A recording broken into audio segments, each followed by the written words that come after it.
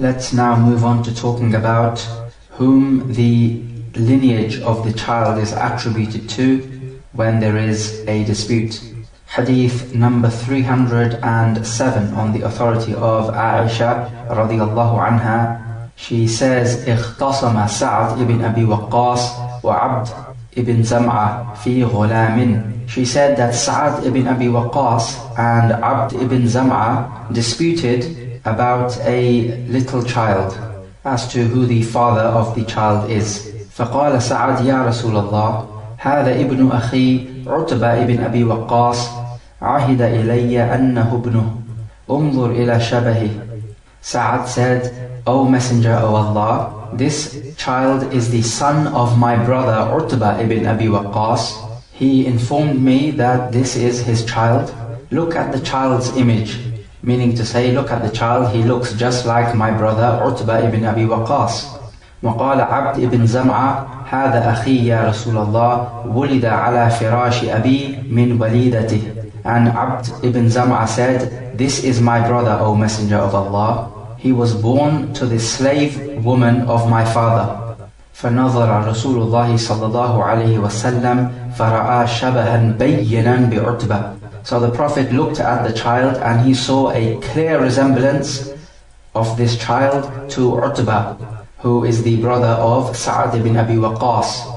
فقال هو لك يا عبد ibn Zam'a الولد للفراش وللعاهر الحجر واحتجبي منه يا سودة فلم يرى سودة قط. So the Prophet ﷺ, even after noticing the clear resemblance, he said, this child is for you, O Abd ibn Zam'a, because the child is for the bed, meaning he belongs to the man who is married to the woman who gives birth to the child, or the slave woman. And for the fornicator there is stoning. And he told the sister of Abd ibn Zam'a to wear the hijab in front of this little boy. And this boy never saw Sauda because she used to wear hijab in front of him. So even though the Prophet judged that this boy is the brother of Sauda because they share a father, he still told her to put the hijab on in front of the boy. In this hadith we learn an important rule, that the child belongs to the man who is married to the woman who gives birth to the child, or to the slave woman under him. In the times of Jahiliyyah, they would ascribe the lineage of the child to the fornicator.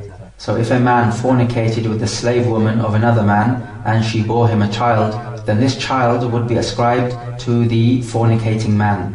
What is clear from this hadith is that Utbah ibn Abi Waqqas, the brother of Sa'ad ibn Abi Waqqas, fornicated with the slave woman of the father of Abd ibn Zam'a. And so the child looked like Utbah. And the Prophet ﷺ realized this. So normally we say that the child belongs to the biological father. However, in the Sharia we have another rule which takes precedence. And this is to say that the child belongs to the man who is married to the woman who gives birth to the child. Of course, if this married man is adamant that this is not his child, and he has proof of this, and he believes that this could not possibly be his child, then he can resort to what is called al-li'an, which we spoke about, to separate from this woman, and the child will in this case no longer be ascribed to him. So the Prophet ﷺ gave us the general rule to go by when he said, al-walad lil-firash, the child belongs to the bed, meaning to say the marriage bed, which can only be between the husband and the wife, it cannot be with the fornicator. Therefore, the child belongs to the man who is married.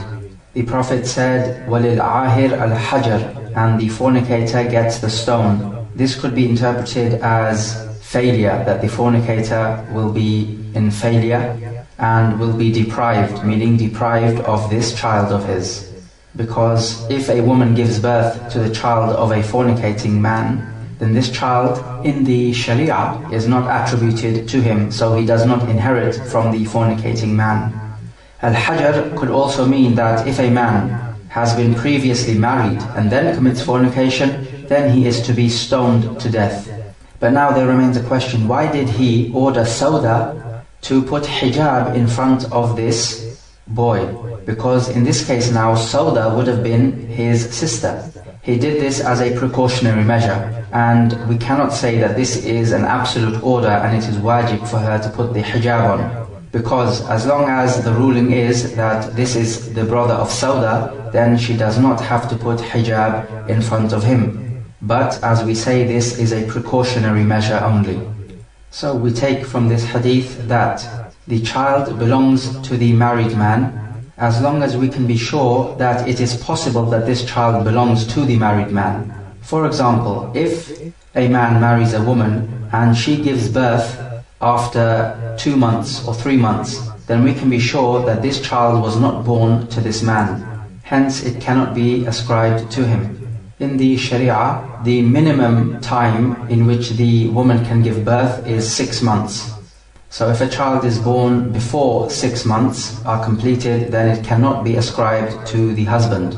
From the ulama are those who say that merely the marriage contract is enough for the child to be attributed to the husband, even if this husband does not consummate the marriage with the woman. So upon this, if a man enters into a marriage contract with the woman, and this woman gives birth to a child in a time period in which it is possible that this child could have been the husband's, however, the husband has not consummated the marriage with the woman, then upon this statement, the child belongs to the husband. However, Ibn Taymiyyah rahimahullah and his student Ibn Al-Qayyim have disputed on this issue. They say that this cannot be possible, because how can we ascribe a child to a man who has not even consummated the marriage with the woman? In this case, we are sure that this child cannot be for the man. So they say it is necessary for him to have consummated the marriage with the woman. And this latter opinion definitely is the stronger of the two opinions. We also take from this hadith that looking at the resemblance between a child and a man does have some basis in the Sharia to decide the lineage of the child, as has happened in the time of the Prophet ﷺ, and the next hadith illustrates this point. However, in this hadith we have another principle which takes precedence, and that is to say that the child belongs to the marriage bed, which means to say it belongs to the married man or the husband of the wife who has given birth to the child. There is a disputed issue which arises from this narration. When somebody commits fornication and a child is born, does this have the same effect as sexual intercourse within a marriage contract? The Prophet ﷺ ordered Sauda to put on hijab in front of this boy. This implies that this boy is not a mahram to Sauda. If that's the case, then this would imply that Utbah committed fornication with the slave woman of the father of Abd ibn Zam'ah. So the Hanafiya and the Hanabila say that if a person commits fornication, then it has the same effects as one who has had intercourse during a marriage contract. Because if that was not the case, then the Prophet ﷺ would not have ordered Sauda to put on the hijab in front of this boy. How could she, if this boy is officially her brother? So they say that illegal sexual intercourse has the same ruling as legal sexual intercourse. As for the Malikiyya and Shafi'iyya, they say that fornication, because it is directly forbidden, its presence is like its absence. So therefore it does not have the same effect. And so they say that the child born through fornication does not inherit from his father. So upon this statement, how would you explain the Prophet ﷺ ordering Sauda to put hijab in front of this boy? Because this boy, upon this statement, is the brother of Sauda. As we said before, this is a matter of taking precaution. And we cannot say that it would have been wajib on Sauda to put the hijab on. We also learn from this narration that the decision of a judge does not change the reality. So in a court case, if a judge decides something in your favor and you know that you are in the wrong, then this does not make it halal for you. So if you're fighting over some property and the judge decides in your favor and you know that you are actually in the wrong, it is not halal for you to take this property. Even though it is officially halal for you, because the judge has ruled it in your favor, Shaykh al-Islam Ibn Taymiyyah rahimahullah said that if a man has intercourse with a woman and she bears him a child, and he has this intercourse in a nikah which he believes to be proper, then the child is attributed to him, even if in reality this nikah is not proper and not in accordance with the Sharia. But as long as he believes that this nikah is proper, then the child is attributed to him. Hadith number 308. On the authority of Aisha radiallahu anha, she said, أن رسول الله صلى الله عليه وسلم دخل علي مسرورا تبرق أسارير وجهي فقال ألم تري أن مجززا نظر آنفا إلى زيد بن حارثة وأسامة بن زيد فقال إن بعض هذه الأقدام لمن بعض وفي لفظ كان مجزز قائفا. She said that the Prophet ﷺ entered one day and he was elated and the lines of his face were shining, meaning he was extremely happy. And he said, do you know that Mujazzaz looked at Zayd ibn Haritha and Usama ibn Zayd just right now, and he said, these feet are related to each other. And in a wording of this narration, she says that Mujazzaz was a qa'if.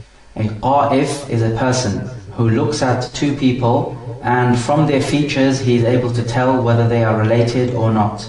In this hadith we learn about the basis of al-qiyafa, which is looking at the resemblance of two people and deciding whether they are related or not. The person who is skilled in this art is called a qa'if in Arabic. And so it proves that it is permissible to decide the lineage of a person by looking at his resemblance and his features. Why was the Prophet ﷺ so happy about this decision though? Because Usama ibn Zayd was a dark child, and his father Zayd ibn Haritha, who was the freed slave of the Prophet ﷺ, was a fair-skinned color, but he married an Abyssinian woman. So Usama did not look like Zayd. And so some people said that he is not the child of Zayd ibn Haritha.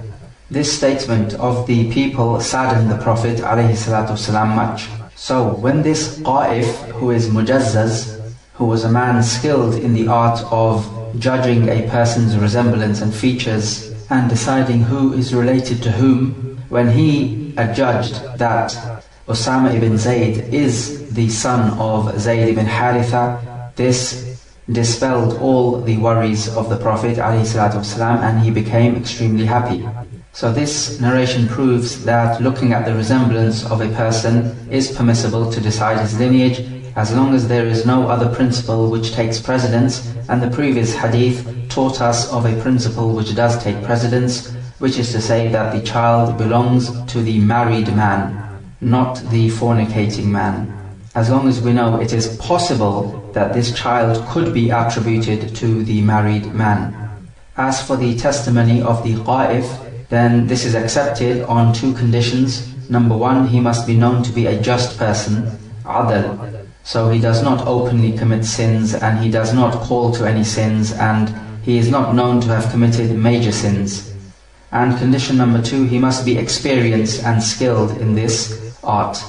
Also we take from this hadith that when good news comes, then it is recommended to spread this good news, especially if this good news clears up any doubts and worries that people may have had, because this is from giving glad tidings to the people which the Sharia legislates.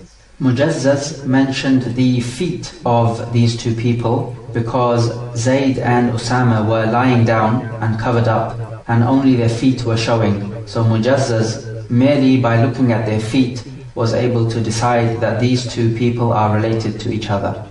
Hadith number 309 on the authority of Abu Sa'id Al-Khudri radiyallahu anhu. He says, ذُكِرَ الْعَزْلُ لِرَسُولِ اللَّهِ صَلَّى اللَّهُ عَلَيْهِ وَسَلَّمَ فَقَالَ وَلِمَا يَفْعَلُ ذَلِكَ أَحَدُكُمْ وَلَمْ يَقُلْ فَلَا يَفْعَلْ ذَلِكَ أَحَدُكُمْ فَإِنَّهُ لَيْسَتْ نَفْسٌ مَخْلُوقَ إِلَّا اللَّهُ خَالِقُهَا. He says that Al-Azl was mentioned to the Prophet ﷺ. Al-Azl is when the man withdraws his penis at the time of ejaculation. so that the woman does not conceive. The Prophet ﷺ said, "Why would one of you want to do that?" And Abu Sa'id said, "He did not say that one of you should not do that." And the Prophet went on to say that there is no soul which is created except that Allah is the one who creates it. In this narration we learn about al-azl, and the statement of the Prophet ﷺ in reply was to say that even if one of you practices al-azl, then he will not be able to prevent what Allah has ordained. Meaning, if Allah has ordained that a child will be born, then your azl will have no effect. For example, it could be that a man withdraws his penis, but some fluid still comes out and enters into the womb. And this could lead to conception, and the man may not even be aware of it. The Prophet ﷺ replied like this because he wanted to inform the people that the child is not born through you having intercourse. The child is born because Allah has willed it. So whenever you do something, you should not rely on the asbab, on the causes for something to happen, meaning on the means for something to happen. Because Allah creates the sabab and the musabbab. He creates the sabab, which is the means for something to happen, and He creates the musabbab, which is that which is caused, or that which comes out as a consequence. So the intercourse is the sabab, is the means for the child to be born, and the musabbab is the actual child which is born, the result of the means. So Allah creates the sabab and the musabbab. So you practicing al-azl is not going to change the qadr of Allah. What Allah has willed to happen must happen. We can say this about everything in life. For example, the crops grow out of the land when rain falls down on the land. So the end result is the crops being grown, and the means for these crops to be grown is the rain coming down, because the crops will not grow without rain. So Allah creates the means and the end. The means is the rain, and the end result is the crops being grown. So every result which takes place has a means or a driving force behind it which causes this result to take place. So Allah creates the cause and the end result.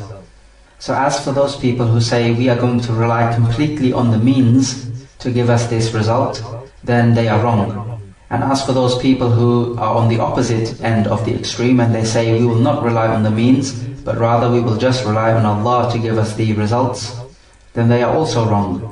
But the truth and the way of the Ahlus Sunnah wal Jama'ah is the middle way, which is to say that the means have an effect on the result. And so we undertake the means to obtain the results, but we don't rely solely on the means, we rely on Allah. So you do what you have to do in life, and you rely at the same time on Allah, not on the means. So for example, you have to take an examination. If you do not study for this examination, there's not much chance of you passing. So you take the means, which is to study, and you do not say, I'm not going to study and Allah will make me pass. So you undertake the means, which is to study, but you do not rely on the fact that you studying will enable you to pass the exams. You actually rely on Allah. And this is the correct and middle path. So if this point is understood, then what this narration talks about, which is al-azl, then we say that you do not rely solely on the means, which is that you will be able to prevent the child being born by relying on al-azl. But rather, if Allah has destined the child to be born, then even if you made azl, it will still be born. Hadith number 310 on the authority of Jabir ibn Abdullah radiyallahu anhu. He says, كُنَّا نَعْزِلُ وَالْقُرْآنُ يَنْزِلُ وَلَوْ كَانَ شَيْئًا يُنْهَى عَنْهُ لَنَهَانَا عَنْهُ الْقُرْآنُ. He said that we used to practice al-azl whilst the Qur'an was being sent down. And if it had been something which is prohibited, then the Qur'an would have forbade us from it. In this narration, Jabir ibn Abdullah uses the tacit approval of Allah subhanahu wa ta'ala to prove that al-azl is allowed. The fact that Allah Azza wa Jal did not speak out against al-azl in the Qur'an means that it is allowed. Because if it was haram, then the Qur'an surely would have told them about it.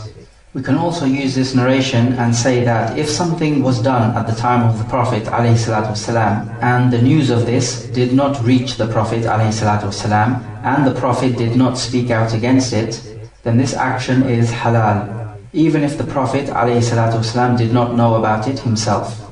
Because if the Prophet did not know about it, then Allah Azza wa Jalla definitely did know about it, and He would have revealed it in the Quran that it is haram, or He would have informed the Prophet ﷺ. But if something wrong is done, then Allah Azza wa Jalla does not keep quiet about it.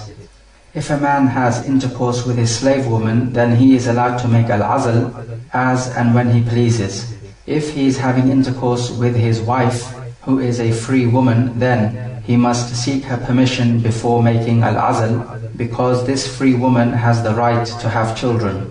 Some ulama have said that al-azl is haram due to the hadith in the Sahih Muslim, when the Prophet ﷺ said, ذَلِكَ الْوَأْدُ الْخَفِيِّ, that is the secret burying alive of the children. However, the best reply is that we should combine the evidences, and we say that al-azl is allowed, but if you are merely doing it not to have children, then this is not allowed, because the idea of marriage is to have children.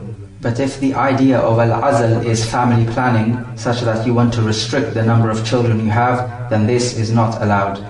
Al-azl and using other methods of contraception is permissible if you want to space out the time between the children and you want to give the mother a respite, because bearing children is not an easy job. But if the azl or contraception is for the purpose of not having children full stop, then this is the kafir way of thinking, and this is not permissible for the Muslim.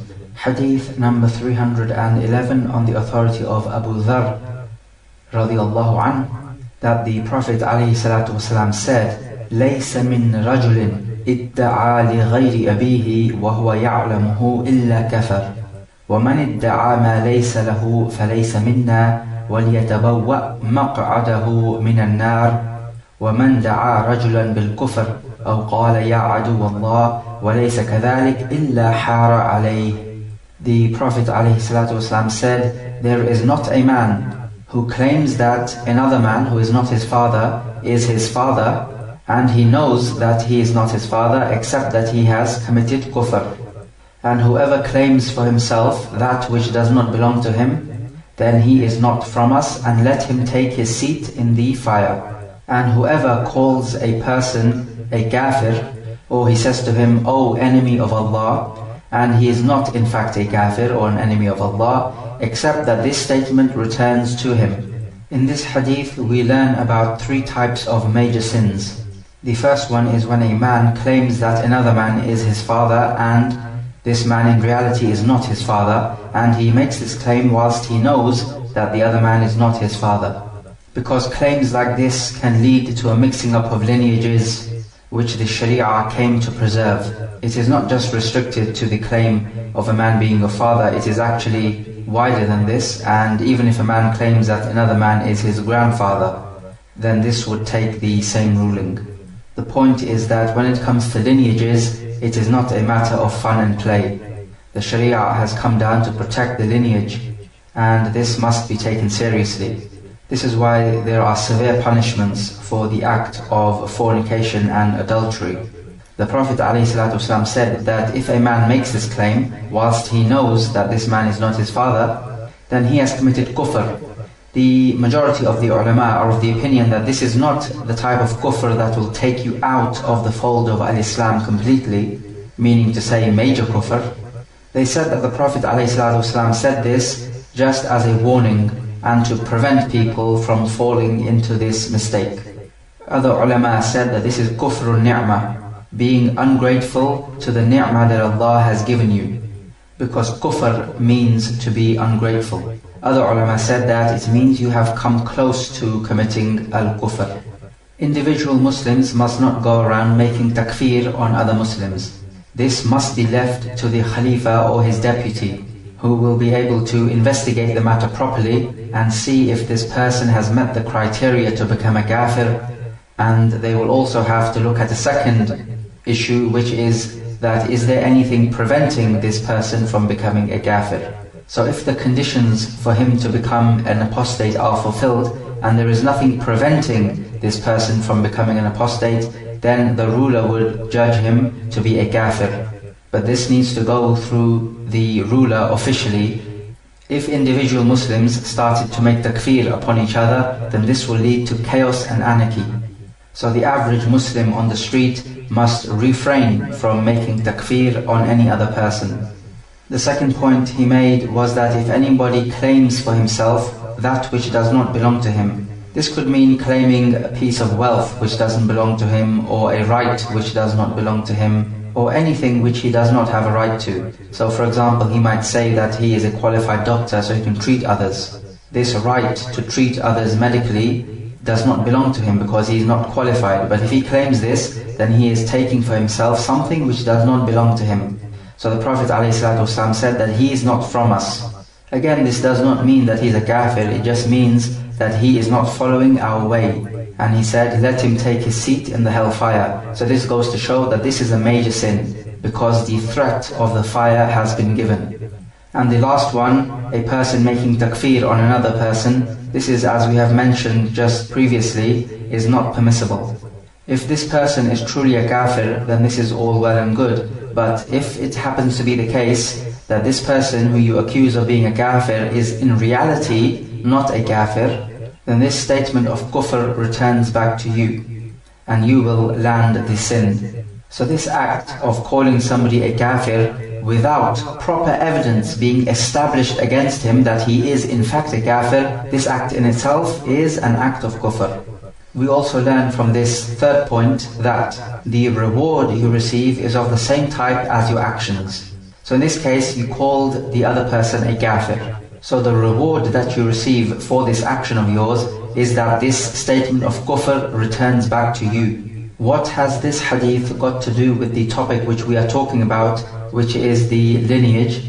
We say that the shahid from this hadith is the first point, when a man claims that another person is his father and he is not, because this leads up to a mixing up of lineages which is forbidden. Let us now move on to the book of Ar-Rada'. Ar-Rada' means breastfeeding. If a woman who is not your mother breastfeeds you, then this has some implications. You will become as if you are the son of this woman, which means that she is your mahram, and also her daughters will be like your sisters. So they will be your maharim. Also this mother's sisters will be your aunts, so they will also be your maharim. So it means that you can be in privacy with them, they do not need to wear hijab in front of you, and you can also take them out on a journey and be their mahram on the journey. And naturally you are not allowed to marry them. Are there any differences? Yes, there are differences. Financial differences. So you are not obligated to spend on them, whereas you are obligated, subject to conditions, to spend on your blood relatives. Also, your maharim from the breastfeeding relations, you do not inherit from them and they do not inherit from you.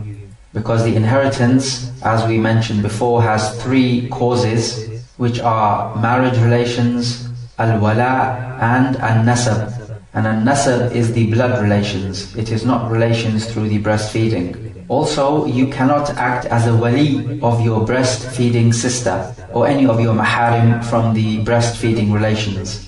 Because, as we mentioned before, the wali of the woman in the nikah must be related to her through her father. And if you are a brother of a woman through breastfeeding, then you are not related to her through the father. The reason why you become related to your breastfeeding mother and to the maharim from the breastfeeding is because you are nourished from the milk of this mother, so you have grown and become nourished from her. So this produces the relationship as if she was your mother. And this mother's daughters would be your sisters through breastfeeding because you both have been nourished with the same milk.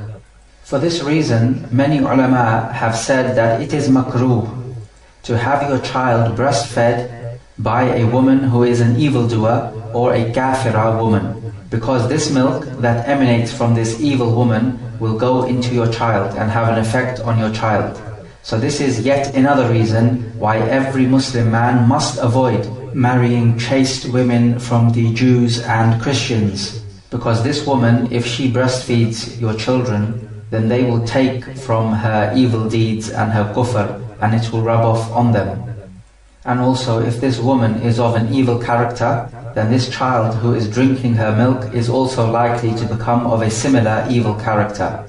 This is why the ulama have said that if you are going to have your child being breastfed by a woman who is not the biological mother, then this woman must be a righteous and pious woman, so that her goodness rubs off on the child through the milk, because all these things do have an effect. Hadith number 312, on the authority of Abdullah ibn Abbas radiyallahu anhuma, he says that the Prophet alayhi salatu wasalam said about the daughter of Hamza, لا تحل لي يحرم من الرضاعة ما يحرم من النسب وهي ابنة أخي من الرضاعة. He said about the daughter of Hamza, she is not permissible for me, meaning for marriage, because what is haram from the nasab, which is blood relations, is also haram from the rada', which is breastfeeding. And she is the daughter of my brother from breastfeeding. Hadith number 313, on the authority of Aisha radiallahu anha, she says that the Prophet ﷺ said, إِنَّ الرَّضَاعَ تُحَرِّمُ مَا يَحْرُمُ مِنَ الْوِلَادَةِ, that breastfeeding makes haram that which is haram through birth. In these two ahadith we find the evidence of what we have said before, that the relations through breastfeeding are haram for marriage, just like the relations through a normal blood relation. Hamza radiallahu anh was the paternal uncle of the Prophet ﷺ. However, he was also his brother through breastfeeding, because a woman called Thuwayba breastfed them both. Therefore, the daughter of Hamza would have been like a niece to the Prophet ﷺ through the breastfeeding relations. And we know that a man is not allowed to marry his niece, whether it be the daughter of the brother or the daughter of the sister. We learn from this hadith that every woman who is haram for marriage through a normal blood relation is also haram for marriage through the breastfeeding relations. And previously we went through the list of women who are haram to marry. At this stage we need to get something clear. When the child is breastfed, then he becomes haram for the women through the breastfeeding relations, just as if they were normally related to him through blood. Now this mahramiyya also applies to the children of this child. So now if this child grows up and has children of his own, then his sons will also not be allowed to marry this boy's breastfeeding mother, nor his breastfeeding sisters, and so on. So this mahramiyya applies to this boy who has been breastfed and his progeny. So in other words, it applies to him and his furu'. It does not apply to his hawashi and his usul. Remember, the hawashi we said are the brothers and sisters and cousins and uncles. Meaning to say that if this boy has a brother who was not breastfed by this woman, then he, meaning his brother, is allowed to marry this woman and also her daughters, because his brother was not breastfed by this woman. Also the usul of this breastfed boy, such as his father is allowed to marry this breastfeeding woman because his father was not breastfed by the woman. Likewise, his father is allowed to marry the daughter of this breastfeeding woman because, again, the father was not breastfed by this woman.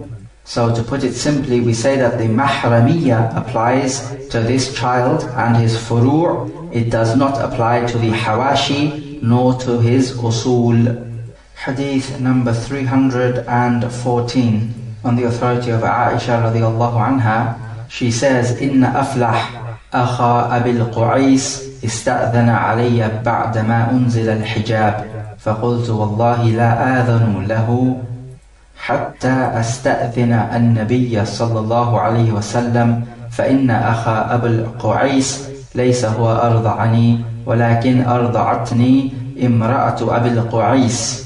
She says that Aflah, the brother of Abu al-Qais, asked permission to enter upon me. And this was after the ayat of the hijab was sent down. Meaning to say, this was after the women were ordered to put the hijab on in front of non-mahram men. She said, Wallahi, I will not allow him until I seek permission from the Prophet ﷺ, because the brother of Abu al-Qais did not breastfeed me, but rather the wife of Abu al-Qais was the one who breastfed me. فدخل علي رسول الله صلى الله عليه وسلم فقلت يا رسول الله إن الرجل ليس هو أرضعني ولكن أرضعتني امرأته فقال ائذني له فإنه عمك تربت يمينك. So the Prophet ﷺ entered upon me, she says, and I said, O Messenger of Allah, truly the man did not breastfeed me, but his wife breastfed me. The Prophet ﷺ told her, let him in, he is your paternal uncle, may your right hand become dusty. This means your right hand become dusty through poverty. This is a dua that used to run on the tongues of the Arab, and they didn't necessarily mean that may you become poor or in poverty. قال عروة فبذلك كانت عائشة تقول حرموا من الرضاع ما يحرم من النسب. One of the narrators, Urwa, said, and because of this, Aisha used to say, you should make haram from the breastfeeding relations what is haram through normal blood relations.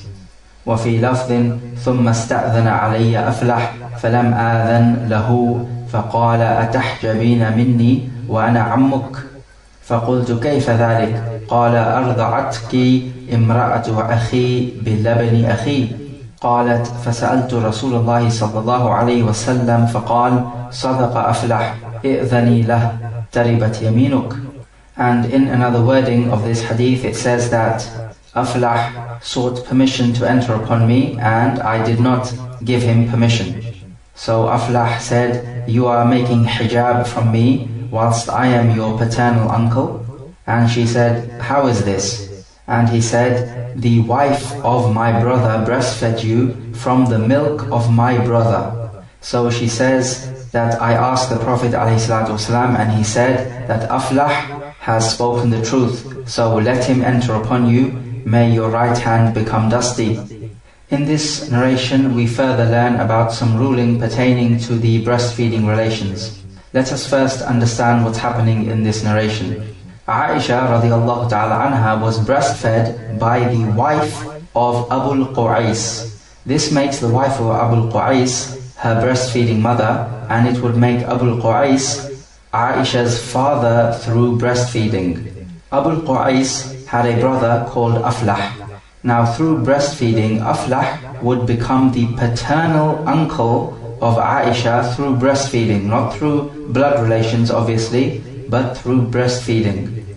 And we know that the paternal uncle of the woman is her mahram. So Aflah sought to enter upon Aisha, and Aisha did not allow him to enter because the order for the hijab was given as in the Quran, يا أيها النبي قل لأزواجك وبناتك ونساء المؤمنين يدنين عليهن من جلابيبهن. O Prophet, say to your wives and to your daughters and to the women of the believers that they should draw over themselves their jilbab. And the jilbab is a full covering of the body. It is like an aba'ah. Just as a side note at this point, we find that the Quran mentions the word jalabib, which is a plural of jilbab. So the men should encourage their womenfolk that when they go out to wear the jilbab, and not just to wear a long skirt or a shirt and then to cover the head. But the best and most moderate way of dressing is as the Quran dictates, which is to wear the jilbab. So Aisha thought that this breastfeeding relation is only between the child which is breastfed and the breastfeeding mother. However, we find from this narration that the husband of the breastfeeding mother also has an effect. As we find in the statement of Aflah when he said that the wife of my brother breastfed you with the milk of my brother. But clearly the milk came from the mother because men do not breastfeed. What the ulama say is that the milk of the mother is produced through sexual intercourse. And this cannot happen except with the man. Therefore, the milk belongs to the man as well. Or you can also say that there cannot be any milk except through pregnancy, and there can be no pregnancy except with the man. So we learn from this hadith that when it comes to the mahramiyya, then this is between the child and the breastfeeding woman, but also between the child and the husband of the breastfeeding woman. The order for the woman to wear the hijab came down in the 5th year of the Hijri. That's the 5th year after the Prophet ﷺ made hijrah to Al-Madinah. Before that, the Jahiliyyah customs would prevail even amongst the Muslims, in that the women would not cover themselves up and there would be free mixing as they used to be amongst the Jahiliyyah. But Allah Azza wa Jal gradually introduces the Sharia law, because if He did it all in one go, this would be far too difficult for the people to take. And the example of making al-khamr haram is also of this type. He did it gradually, because doing it all in one go would be extremely difficult for the people to take. And we take from this that this is also how da'wah and education must be done, gradually and step by step. And in relation to the hijab, we see how deviant the Muslims have become, where they allow the free mixing of the genders, whether it be in the workplace or in wedding ceremonies or in other events. They have completely lost the idea of hijab, except those whom Allah Azza wa Jalla has mercy on. فَإِنَّا لِلَّهِ وَإِنَّا إِلَيْهِ رَاجِعُونَ. We have to say to those people, فَلْيَحْذَرِ الَّذِينَ يُخَالِفُونَ عَنْ أَمْرِهِ أَن تُصِيبَهُمْ فِتْنَةٌ أَوْ يُصِيبَهُمْ عَذَابٌ أَلِيمٌ. So let those people who turn away from His order, or they dislike His order, be aware that a fitna should afflict them, or a painful torment should take them out. So from here it becomes known the futility of the statement of those who say that the woman does not need to wear the hijab in the land of the kuffar, because if she does so, then there could be some fitna from the kuffar that afflicts her. But this ayah says that if you turn away from Allah's command, then there will be a fitna from Allah that will afflict you. So we find that when it comes to fitna, this can only happen when you turn away from Allah's command, not when you obey the kuffar. So how can you avoid fitna? By doing exactly that which will bring fitna upon you. Hadith number 315, on the authority of Aisha radiallahu anha, she says, دخل علي رسول الله صلى الله عليه وسلم وعندي رجل فقال يا عائشة من هذا؟ قلت أخي من الرضاعة. فقال يا عائشة انظرن من إخوانكن فإنما الرضاعة من المجاعة. She says that the Prophet ﷺ entered upon me, and there was another man sitting with me. So the Prophet ﷺ said, "Oh Aisha, who is this?" And I said, "This is my brother from breastfeeding." So the Prophet ﷺ said, "Oh Aisha, you women must look to see who your brothers are." Meaning, make sure you know who your true brothers are, because the breastfeeding is only from hunger. In this hadith, we find the conditions of breastfeeding which would make your relations haram. In this narration, the Prophet ﷺ entered upon Aisha, and there was another man with her. The Prophet ﷺ became angry at this sight, because how could there be a strange man with his wife? So Aisha informed him that this is her brother through the breastfeeding relations. We take from this that a man must have a ghaira when it comes to his wives and womenfolk. This is a protective jealousy, so he will not allow any strange man to be speaking to his women, and especially being in privacy with his womenfolk. This is unlike the kuffar, who will allow any man to shake the hand of his wife and to speak to them and to get cozy and comfortable with their wives. The Muslim man is a man of dignity and moral standards. He said that the breastfeeding which makes the relations haram is that which is done from hunger. This is when the baby is hungry and he drinks the milk of the mother. And we also know from the narration in the Sahih where Aisha says that the breastfeeding which makes the relations haram is 5 sucks. 1 suckling is when the child puts the mouth on the breast and sucks the milk, and he takes his mouth away through his own will. This is 1 suckling. So the breastfeeding which makes the relations haram are 5 sucklings. The breastfeeding which makes the relations haram is that breastfeeding which is done in the period of the child's life in which he needs milk. This is when he is very young, of course, and the Prophet's statement, إِنَّمَا الرَّضَاعَ مِنَ الْمَجَاعَةِ, that the rada'a, breastfeeding, is from hunger, proves this point. Some ulama have said that this is within the first 2 years of the child's life, due to the Quranic ayah, وَالْوَالِدَاتُ يُرْضِعْنَ أَوْلَادَهُنَّ حَوْلَيْنِ كَامِلَيْنِ لِمَنْ أَرَادَ أَنْ يُتِمَّ الرَّضَاعَةِ, that the mothers will breastfeed their children for 2 whole years for the one who wants to complete the period of breastfeeding. However, this ayah is not completely clear in saying that it is the first 2 years of the child's life. Due to the generality of the hadith which we have mentioned, we have to say it has to be that period of the child's life in which he is suckling milk. Also there's the hadith which is authentic in the Sunan, لا يحرم من الرضاع إلا ما أنبت اللحم وأنشز العظم, that nothing is forbidden from the breastfeeding except that which makes the flesh grow and the bones grow. And so this must take place in the early years of the child's life, because after that he is fully grown.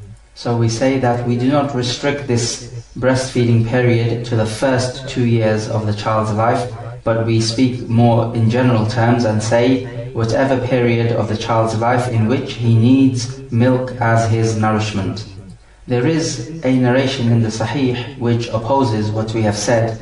It is the narration where Sahla bint Suhail, who was the wife of Hudhayfa, came and complained to the Prophet ﷺ, saying that the slave boy of Hudhayfa, whose name is Salim, has reached puberty. And whenever Salim is alone with the wife of Hudhayfa, who is Sahla, then Hudhayfa finds some problem with this, because he doesn't want another man to be alone with his wife. So in this case we have a problem, because the slave boy of Hudhayfa obviously has to live with Hudhayfa, but so does his wife. So the Prophet ﷺ ordered Sahla to breastfeed Salim, and then Salim would become haram for Sahla, meaning he would become the son of Sahla through breastfeeding. So to reconcile between these evidences, we have to say that if a woman finds herself in a tricky situation just like the one Sahla found herself in, then in a case like this, if a grown-up person was to drink the milk of the woman, then this would lead to the mahramiyya, meaning making haram between the person who has drunk the milk and the woman who has given the milk.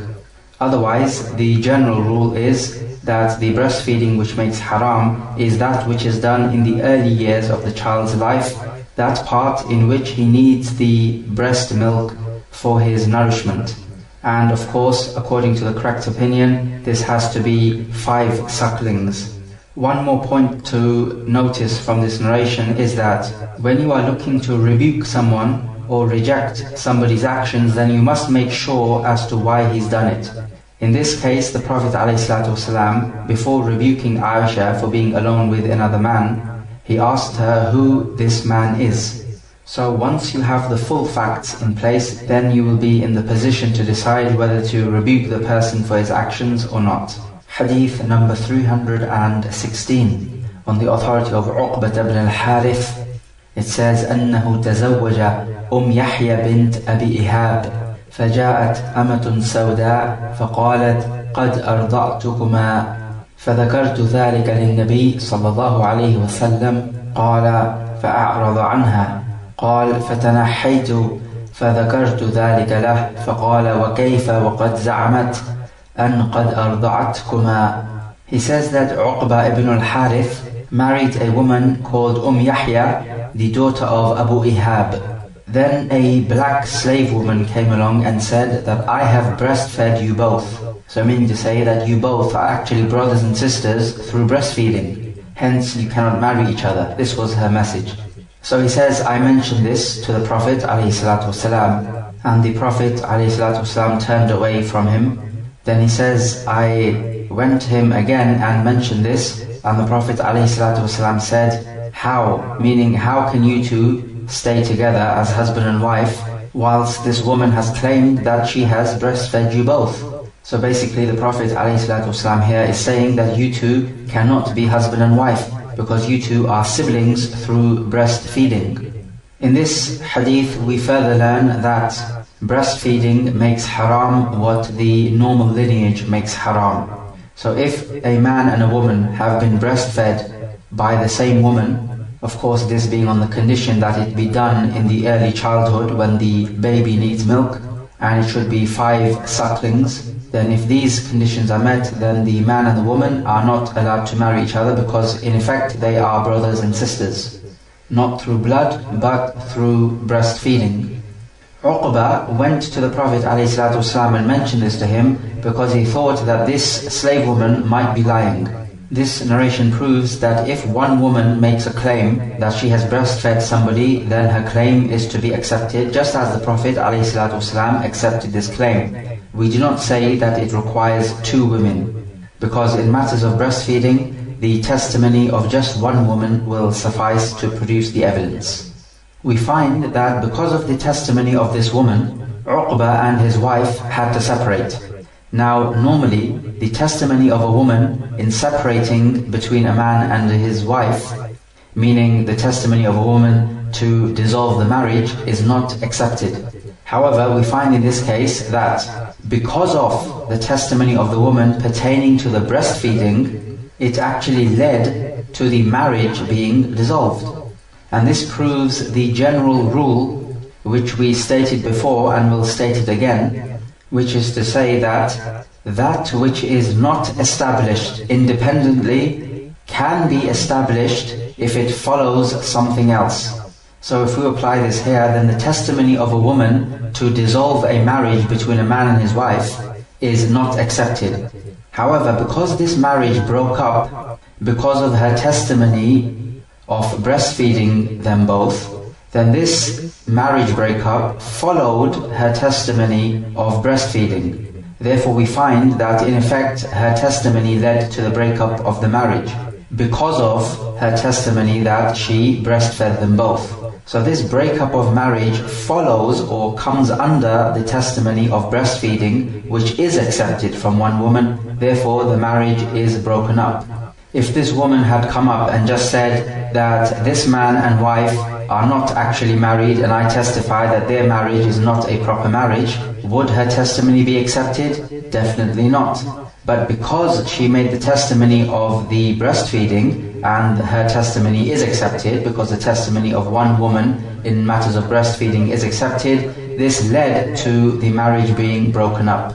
Whereas normally it could not be possible with the testimony of one woman. So that which is not established independently can be established if it follows something else. We also take from this narration that it is permissible to accept the testimony or shahada of a slave if the slave is known to be a just person, because the woman in this narration was a slave woman. We also take from this hadith that if a man has intercourse with a woman thinking that she is his wife, whereas in fact she is not his wife, then the had punishment for illegal sexual intercourse is not established. So in this case, if Uqba had intercourse with his wife, then actually he was having intercourse with his sister. But because he thought that this marriage was okay, he's not taken to account for this. So we see that for the had punishment to be established, the one committing the crime needs to have knowledge that what he's doing is haram. Most of the ulama do not work in accordance with this hadith. They say that when it comes to matters of breastfeeding, then the testimony of one woman is not acceptable. Some say 4 women's testimony is needed, because each woman equals to 2 men, and normally 2 male witnesses are needed, so that would make 4 women. Some others said only the testimony of 2 men is acceptable, or if you cannot find 2 men, then 1 man and 2 women, and they take from the ayah وَاسْتَشْهِدُوا شَهِيدَيْنِ مِنْ رِجَالِكُمْ فَإِنْ لَمْ يَكُونَا رَجُلَيْنِ فَرَجُلٌ وَامْرَأَتَانِ. Then take 2 witnesses from your men, and if you do not find 2 men, then 1 man and 2 women. Imam Ahmad ibn Hanbal is the only scholar amongst the 4 mujtahid imams who says that the testimony of 1 woman is acceptable when it comes to matters of breastfeeding, and he takes from this hadith. And it is difficult to argue against this because this hadith is clear-cut. Hadith number 317, on the authority of Al-Bara ibn Azib radiyallahu anhu. He says, خرج رسول الله صلى الله عليه وسلم يعني من مكة فتبعتهم ابنة حمزة تنادي يا عم. He says that the Prophet ﷺ went out of Mecca, and the daughter of Hamza followed them, and she called out Ya Am, meaning O paternal uncle. فتناولها علي فأخذ بيدها وقال لفاطمة دونك ابنة عمك فاحتملتها. So Ali ibn Abi Talib took her by the hand and said to Fatima, his wife, before you is the daughter of your paternal uncle. So Fatima carried her. فاختصم فيها علي وجعفر وزيد. So he says that Ali and Ja'far ibn Abi Talib and Zayd ibn al-Haritha argued about the daughter of Hamza. فقال علي أنا أحق بها وهي ابنة عمي. وقال جعفر ابنة عمي وخالتها تحتي. وقال زيد بنت أخي. These 3 were arguing about who should have the custody of the daughter of Hamza. Ali said, I am more worthy for her custody because she is the daughter of my paternal uncle. And Ja'far, who was the brother of Ali, he said, she is the daughter of my paternal uncle, and her maternal aunt is under me, meaning to say I am married to her maternal aunt, her khala. And Zayd said, she is the daughter of my brother. When he says my brother, he's meaning my brother in al-Islam, not blood brother. فقضى بها رسول الله صلى الله عليه وسلم لخالتها وقال الخالة بمنزلة الأم. So the Prophet ﷺ judged that she should go to her maternal aunt, and he said that the maternal aunt is of the same status as the mother. وقال لعلي أنت مني وأنا منك. وقال لجعفر أشبهت خلقي وخلقي. وقال لزيد أنت أخونا ومولانا. And then the Prophet ﷺ complimented all 3 of them, and he said to Ali, you are from me and I am from you. And he said to Ja'far, you resemble my character and my physical appearance. And he said to Zayd, you are our brother and our freed slave. In this narration we learn something about al-hidana, which is taking custody of the child who is not able to live by himself, and to nurture and look after this child. This event took place after the Prophet ﷺ was returning from the Umratul Qada. This was the Umrah which took place after the Treaty of Al-Hudaybiyah, and this was in the 7th year of the Hijri calendar, because the Treaty of Hudaybiyah took place in the 6th year of the Hijri. So we find that Ali and his brother Ja'far and Zayd ibn al-Haritha argued as to who should have the custody of the daughter of Hamza ibn Abd Al-Muttalib radiyallahu anhu. Each 3 of them came forth with their reasons as mentioned before, and the Prophet ﷺ gave the decision not to Ja'far but to Ja'far's wife, who was the maternal aunt of the daughter of Hamza. And then the Prophet ﷺ gave the justification for this decision, and he says that the maternal aunt is of the same status as the mother. The basic principle when it comes to al-hidana is that the child belongs to the parent who will best look after him. This normally happens to be the mother, because she will have most compassion and mercy for the child, because that is the nature of the women. If the woman marries another man, then the custody of the child belongs to the father, because essentially the child belongs to the father and he takes his name after the father's name. In this narration, the custody went to the closest person to the mother, who was the maternal aunt or the sister of the mother. This is despite the fact that the khala was married. But because the husband of this woman, who was Ja'far ibn Abi Talib, did not mind that the daughter of Hamza be in the custody of his wife, then the Prophet ﷺ allowed it. Because the point is that if the woman remarries, then she will be busy with her husband and her husband will have most right over her. So this is the reason why the custody of the child now belongs to the father. But in this case, the husband of the woman who is going to take custody was happy for her to take custody of the child, so the Prophet ﷺ allowed it. There is a difference between the custody of the male and the female. Before the age of at-tamyiz, which is when the child is able to distinguish between right and wrong, and he's able to understand the speech of people such that if you were to order him to do something, he will carry out the order. So before the age of at-tamyiz, the mother has most right over the male child, as long as she does not remarry. After the age of at-tamyiz, and the age of at-tamyiz is when the child completes 7 years of his life, then the male child is given the choice who to live with, his father or his mother. As for the female child, then there is a difference of opinion, but what seems to be closest to the truth is that she stays with her mother as long as her mother does not remarry, up until the age of puberty. And after that, the father takes custody of her up until the time he marries her off to her husband, in which case the custody now belongs to the husband. There are other opinions, but this seems to be closest to the truth, and Allah knows best. We take from this hadith that the woman who is married to another man does have the right to the custody of the child from the previous man, as long as her new husband allows this to happen. We find in another narration that the Prophet ﷺ said to a woman who wanted the custody of the child, he said, "Anti ahaqqu bihi ma lam tankahi." You have most right to him, meaning the child, as long as you do not marry. But in this hadith, the Prophet ﷺ gave the custody to the khala, despite the fact she was married. So to combine between these two evidences, we can say that if the husband, meaning the new husband, allows it, then the married woman does have the right to the custody of the child. However, the bottom line when it comes to the custody of the child is that he belongs to the parent who will look after him the best, and the parent who is in the best interest of the child. So even though we previously said that the mother has most right to the child, if this mother happens to be an evil woman or a kafira, then the judge will not allow her to have custody of the child, because him being under an evil woman or a non-Muslim woman is not in the best interest of this child.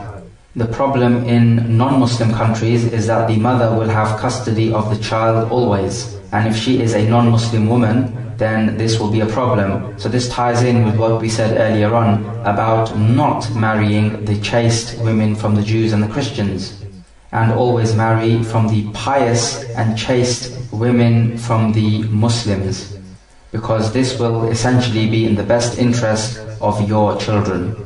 We also take from this hadith the good judging ability of the Prophet ﷺ, in which he leaves everybody happy, and also how he complimented the companions. Normally, complimenting and praising other people might lead to them becoming self-conceited and proud. But if there is no fear that they will become proud due to you praising them, then there is no problem in praising this person. Otherwise, if there is a fear that the person may become proud and arrogant due to you praising him, then it is not allowed to praise him, as the Prophet ﷺ said, "Uhthu at-turab fi afwah al-madihin," or kama qal, he said, throw dust down the mouth of those people who praise others. because praising others can lead to them becoming arrogant and proud.